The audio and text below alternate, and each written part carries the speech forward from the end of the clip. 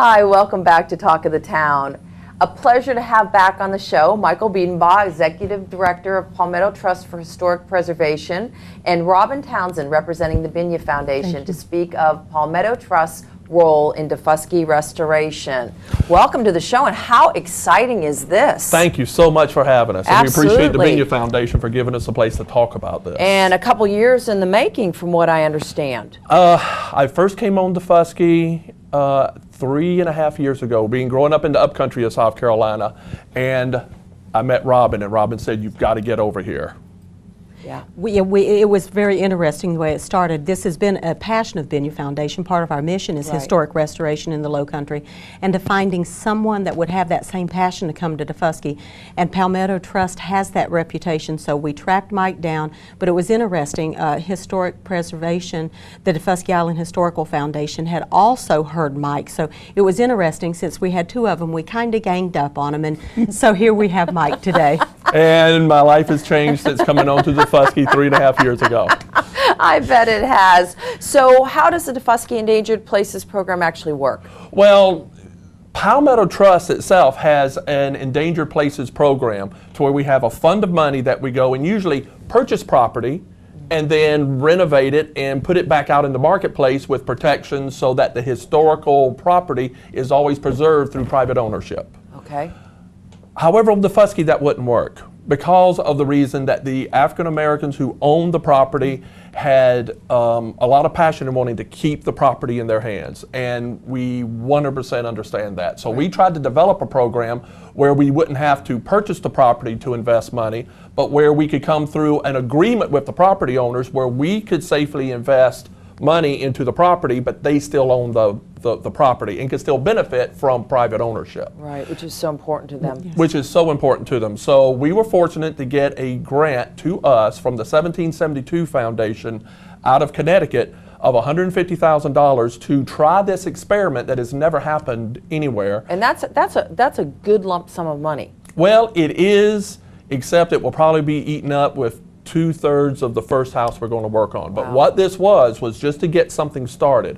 So, and thank goodness they believed in the program so much that they did. And for the past 2 years, we have been building relationships with whoever would talk with us about building the trust it would take. I mean, when you have a 15-page contract, it takes a lot of work to try to figure out how can we make this work.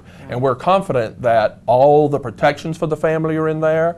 All the protections of the investment are in there, so that after the property has been invested in and we're able to revolve the money back out through income producing from the property, Daufuskie wins, the owners win by having the house restored, and the Low Country wins by having these historic assets saved that tell the story of Low Country, South Carolina, and the Gullah culture. The Gullah culture. So you're absolutely going to need additional funding. So how are you going forward with that? Well, we're going to also have a national campaign on advertising and media and social media, Facebook, website, and also reaching out to the philanthropic community here and around the country, because how the project works is when we invest the money, on this first project we're doing, which is the Francis Jones House, we're going to use it as a vacation rental. Okay. And the owners can still use it as well, but people will come in, pay per night, and the money, income we make from it,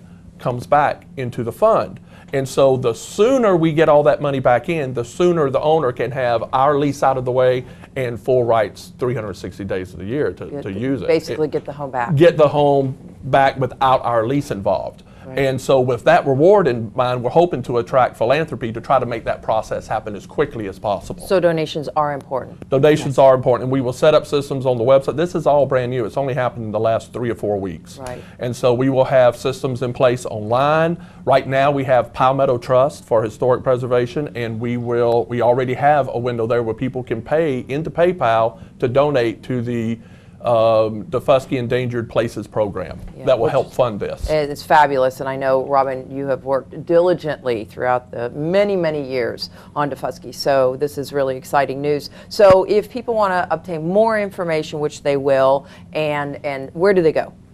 That would be Mike, even though we're here as, I guess our role at this point is to be a liaison. We're here, they can get in touch with us, we'll make sure everything goes back to the Palmetto Trust. So, but the best place to be would be directly to Mike and his organization. And through the Palmetto Trust. And also I've got to thank all the other partners. Benya was there to help make all of this and connect all the threads, but the Historic Foundation on the island, the Daufuskie Foundation, the Conservancy, all of these folks have come together. Hague Point has really stepped up and helped us a lot, and I can't say enough about that. Everybody's come together and sees this as something that will make a difference, and we just really look forward to all of us standing on this platform and showing it to the world. We're excited you're part of it, Mike. Thank you for being here, both of you, and keep us up to date. We will. Thank you. Okay. Thank you, Sandy. We will be right back with Talk of the Town.